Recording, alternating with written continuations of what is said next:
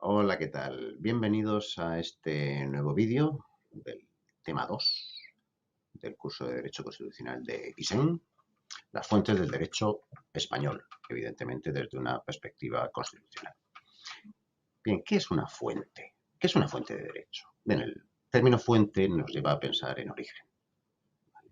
En aquello que produce originalmente algo, en este caso que produce derecho, que produce normas en general y que son de obligado cumplimiento.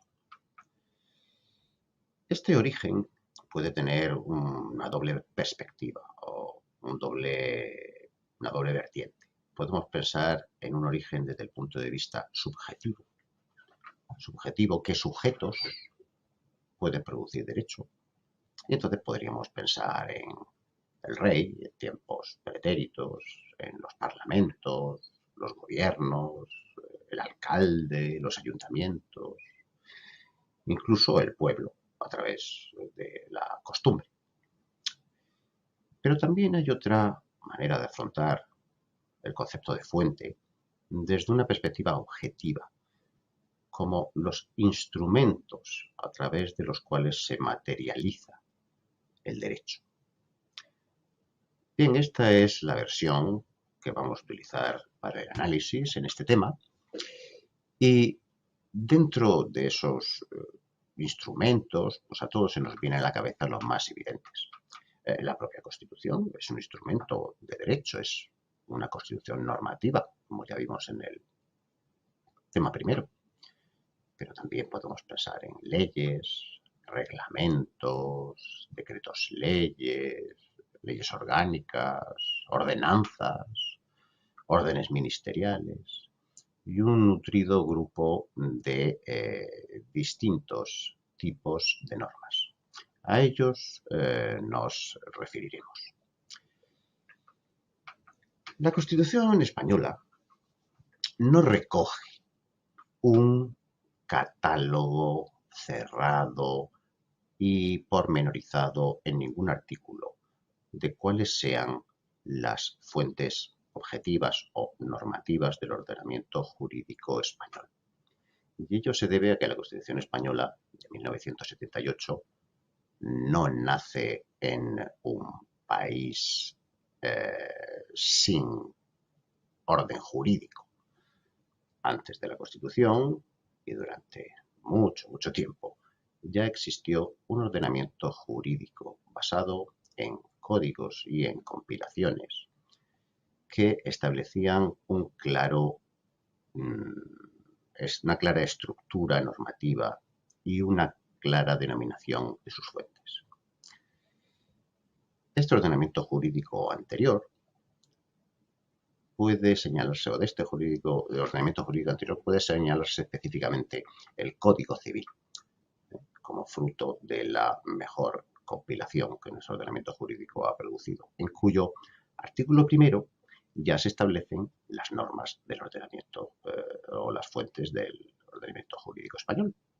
La ley, la costumbre, los principios generales del derecho, así como la jurisprudencia del Tribunal Supremo al interpretar y juzgar las cuestiones en base a las leyes correspondientes.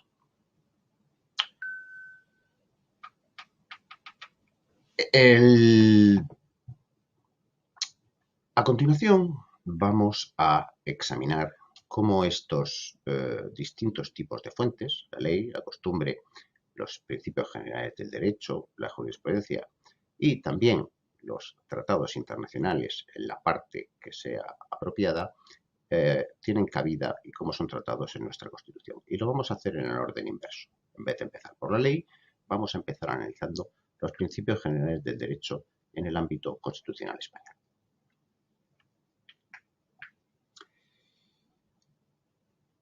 La Constitución española tampoco recoge un catálogo cerrado en ningún artículo de cuáles son de manera excluyente los principios generales del derecho, pero sí que en el artículo 9.3 recoge una enumeración de aquellos principios generales que tienen mayor repercusión, digamos, constitucional. A estos principios, recogidos en el 9.3, es necesario añadir otro principio esencial dentro del orden constitucional, que es el principio de competencia, puesto que el Estado español es un Estado descentralizado, donde existen las comunidades autónomas, a las cuales la Constitución española les atribuye una serie de competencias materiales, unas veces exclusivas y otras veces compartidas con el Estado. El primero de los principios sobre el que quería hacer referencia dentro de lo del artículo 9.3 es el principio de seguridad jurídica.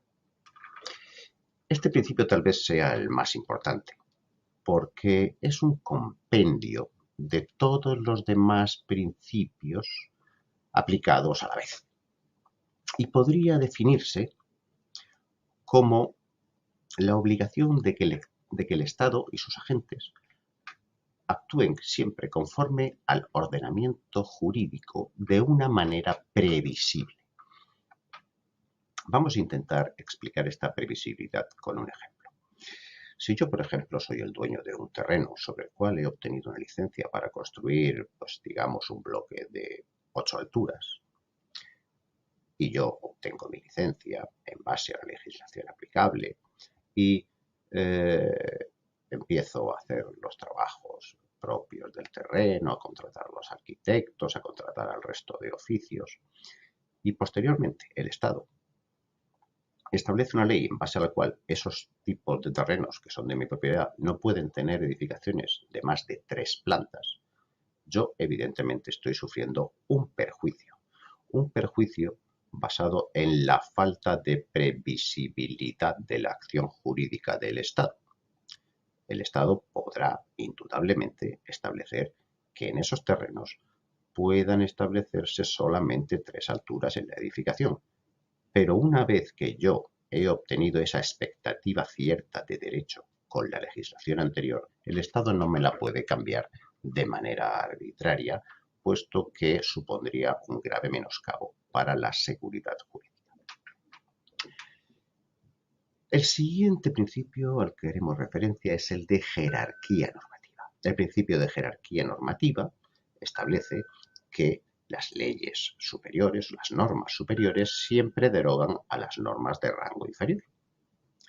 Asimismo, se puede hablar de un principio de jerarquía normativa desde el punto de vista temporal. Dentro de un mismo rango, dentro del rango, por ejemplo, de las leyes posteriores derogan a las leyes anteriores. La técnica legislativa moderna de los últimos decenios impone a los legisladores que no recurran a la aplicación de este principio de manera persistente y que en la medida de lo posible cada nueva norma que se dicte contenga un catálogo de aquellas que se ven afectadas de manera derogativa, es decir, de aquellas que se derogan por la nueva ley. ¿De acuerdo? El siguiente principio, que como ya hemos anunciado, no está en el artículo 9.3, pero sí que está extensamente mencionado en todo el resto de la Constitución, es el principio de competencia. El principio de competencia, de quien es competente para determinar o para hacer determinado tipo de normas, puede examinarse desde una doble perspectiva. La perspectiva más evidente es la perspectiva territorial. Mientras que el Estado es el competente para todas aquellas materias que la Constitución establezca, que son materias generales que abarcan a la totalidad del Estado, la Constitución recoge o consagra competencias propias de las distintas entidades de carácter infraestatal, como las comunidades autónomas o incluso las entidades locales. Así se establece que determinadas materias sean de competencia exclusiva de las comunidades autónomas o de los ayuntamientos y que otras materias tengan competencias que podríamos llamar como compartidas, donde, por ejemplo, las leyes hayan de ser dictadas por el Estado, pero las normas de desarrollo, las normas de rango infralegal puedan ser dictadas por las distintas comunidades autónomas. Este principio de competencia, además de esta versión territorial, también tiene una versión normativa u objetiva, ¿de acuerdo? Que que cristaliza en las denominadas reservas en materia de ley o en materia de ley orgánica. Vamos a intentar explicarlas. La Constitución, en diversos artículos, establece que una determinada materia haya de ser regulada no por cualquier tipo de instrumento, no por un reglamento o por cualquier otra cosa, sino específicamente por una ley. Además, dentro de esta reserva de ley, la Constitución, como veremos posteriormente en el segundo vídeo de este capítulo, recoge que determinadas materias de esas sean reguladas por una ley especial, como el caso, por ejemplo, de las leyes orgánicas. El siguiente principio a considerar es el principio de publicidad. El principio de publicidad viene a establecer que, independientemente de qué tipo de norma o qué tipo de fuente legal estemos hablando, ninguna de ellas, las fuentes normativas, no son de obligado cumplimiento hasta que no se publican en los distintos diarios oficiales. El artículo 2.1 del Código Civil, que ha estado vigente antes y después de la Constitución, establece que las normas entrarán en vigor no cuando se aprueben por parte del Parlamento o del Gobierno, sino cuando se publiquen en el correspondiente boletín oficial del Estado, de la comunidad autónoma o de las entidades locales en su caso. El artículo 1 establece que con carácter general la entrada en vigor se producirá a los 20 días de su publicación. No obstante, las distintas leyes o normas pueden establecer un plazo distinto a este de 20 días. Esta publicación o esta obligación de publicación se realiza para dar a conocer el texto de la ley, de manera que una vez publicada la norma, esta obligará independientemente de que el ciudadano o la autoridad a la que vaya destinada la conozca o no. Es lo que dice el artículo 6.1 del Código Civil, que establece que la ignorancia de las leyes no excusa de su cumplimiento. No obstante, en los últimos tiempos se ha entendido que la mera publicación de las normas en los boletines oficiales no produce un conocimiento adecuado por parte de los ciudadanos interesados en poder cumplirlas, y se ha hablado de la necesidad de proceder a su difusión por otros medios algo más amigables, algo más extendidos de difusión social. Y además se ha también establecido la posibilidad de que las normas sean redactadas en un lenguaje que sea también accesible, para que puedan ser, al menos en las partes más importantes que afectan a los ciudadanos, interpretadas sin grandes dificultades por estos. Bien, el siguiente principio es el de irretroactividad, que lo que nos viene a decir es que las normas no tendrán carácter retroactivo, aquellas normas sancionadoras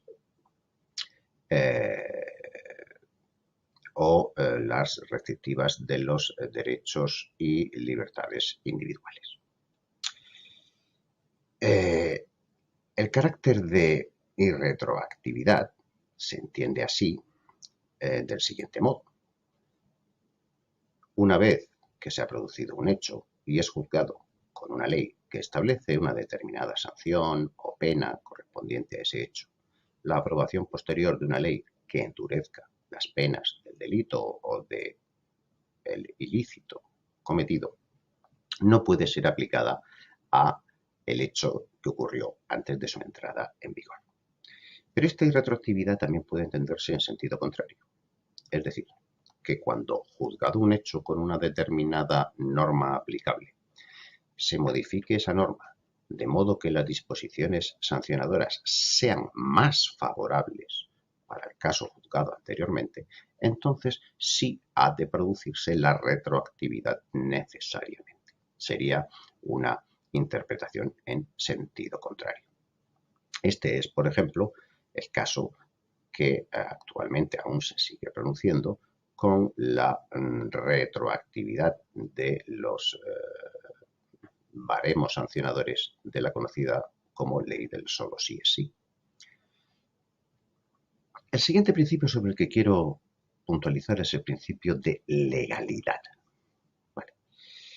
El principio de legalidad puede definirse como el principio de sometimiento a la ley, evidentemente al resto del ordenamiento jurídico, pero muy particularmente a la ley, porque este principio de legalidad, entendido como sometimiento, funciona de manera distinta en base al tipo de agente constitucional o de poder constitucional que estemos examinando.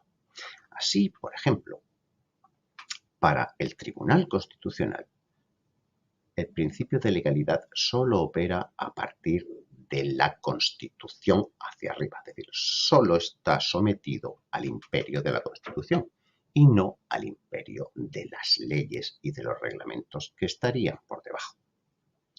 Los jueces y tribunales, por el contrario, no solamente están sometidos a la Constitución, sino también al imperio de la ley. El juez, cuando juzga, no solamente se somete a la Constitución, sino a la ley, a la norma con rango legal, que no puede evitar cumplir, aunque la considere injusta o aunque la considere improcedente o no adecuada a la equidad. Solamente en el caso de que el juez entienda que la ley pudiera ser constitucional, él podría someter esa cuestión de inconstitucionalidad al órgano superior, al Tribunal Constitucional, que al no estar sometido a la ley, sino solo a la Constitución, sí podría determinar que esa ley no se aplicase. Pero el juez ordinario está sometido a la ley. Sin embargo, el juez ordinario no está sometido al reglamento o a las normas de rango inferior a la ley y puede, en base a la ley que tiene que aplicar, determinar que un determinado reglamento cuyos efectos o cuya aplicación se someten a su criterio resulte no aplicable. Y luego está el resto de poderes.